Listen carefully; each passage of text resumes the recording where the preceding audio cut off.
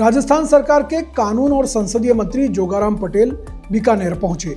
उनका बीजेपी कार्यकर्ताओं ने दुपट्टा पहनाकर स्वागत किया। पटेल ने कांग्रेस के दिवंगत नेता रामेश्वर लाल डूडी के निवास पर पहुंचकर परिजनों से मुलाकात कर सांत्वना प्रदान की। पटेल ने पत्रकारों से रूबरू होते हुए कहा कि आमजन ये तय करे कि हमने मुद्दा रखा है कि 5 साल के बनिस पर 1.5 साल का कार्य देखे। आरएसएस किसी राजनीतिक दल से संबंधित नहीं है, वो अलग संगठन है और उसकी किसी पार्टी से कोई लेना देना नहीं है। उनकी विचारधारा अलग है। उन्होंने कहा कि आरएसएस का विजन है कि राष्ट्र प्रेम, अखंड भारत, उससे वो कभी विचलित नहीं होते। भाजपा के कार्यकाल में कोई नहीं कह सकता है कि सांप्रदायिक दंगे हुए हैं। कांग्रेस के समय अनेक सांप्रदायिक दंगे होते रहते थे। पटेल ने कहा कि डोटासरा के जाने का टाइम आ गया है। विकास के मुद्दे पर कोई भी विपक्ष आवाज नहीं उठा रहा है। बीजेपी और कांग्रेस के आंकड़े जारी हुए, उसमें बीजेपी कार्यकाल में अपराधों में कमी आई है। उन्होंने कहा कि अपराधी कहीं भी अपराध करने की कोशिश करते हैं, उन्हें हम रोकते हैं। राजस्थान में अमन चैन रहेगा, फरियादियों में शांति रहेगी, अपराधियों में भय रहेगा। राज्य के घर पे जाते हैं आराम से और वहाँ पर ये तय किया जाता है कि अब कैंडिडेट कौन होगा। अब जो चर्चाएं हैं वो ये आ रही है कि वसुंधरा राजे जो है वो तय करेंगे। कहाँ तक है? देखिए, राजस्थान में या हिंदुस्तान में भारतीय जनता पार्टी का हमेशा कैंडिडेट होता है कमल का फूल। हम लोग कैडर बेस्ड पार्टी हैं, हमारे कार्यकर्ता बेस्ड पार्टी है। कैंडिडेट हमारे लिए उतना महत्वपूर्ण नहीं होता है जितने लिए हमारा सिद्धांत, हमारी नीति, हमारा राष्ट्र प्रेम वो नहीं होता है। राजस्थान में कैंडिडेट तय करने के लिए यशस्वी मुख्यमंत्री जी, प्रदेश अध्यक्ष, हमारे राष्ट्रीय उपाध्यक्ष और पूर्व मुख्यमंत्री वसुंधरा राजे जी और अनेक लोग हैं। सब मिलकर के जनता की भावना के अनुसार, हमारे जो पार्टी के कार्यकर्ता है उनकी भावना के अनुसार प्रत्याशी तय होगा।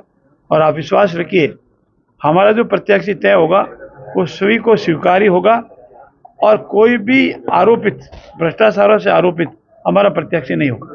पर क्या अभी तक जो क्लियर नहीं कर पाई है, कहीं ना कहीं नरेश मीणा जिस तरह से मैदान में है तो कहीं ना कहीं कुछ नामों पर हमारे नरेश मीणा जी चुनाव लड़े, प्रमोद भाई जी चुनाव लड़े, इस आधार पर हम चुनाव नहीं लड़ते हैं।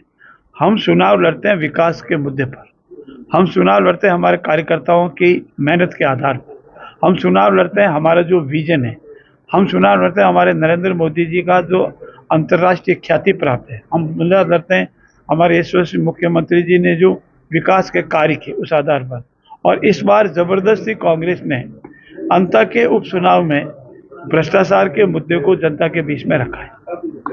जैसा जो उन्होंने प्रत्याशी जल्दबाजी में तय किया, जिनके ऊपर स्वयं कांग्रेस के उनके तत्कालीन समय में से साथी मंत्रियों ने, आप कल्पना कीजिए, साथी मंत्रियों ने, वरिष्ठ मंत्रियों ने, जिसमें नूरपुर से जो अभी स्वर्गवासी है माननीय मंत्री जी, उन्होंने आरोप लगाए, नरेश मीणा जी ने आरोप लगाए, राजेंद्र सिंह जी गुडा ने आरोप लगाए और इतने गंभीर आरोप लगाए।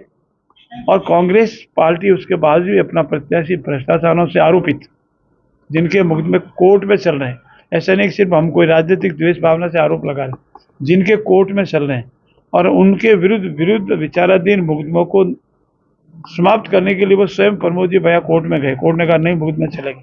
तो ऐसे आरोपी को अगर आपने प्रत्याशी बनाया है तो अंता की जनता सवाल अवश्य पूछेगी, वारे भैया खूब खाया, वापिस क्यों आया। धन्यवाद।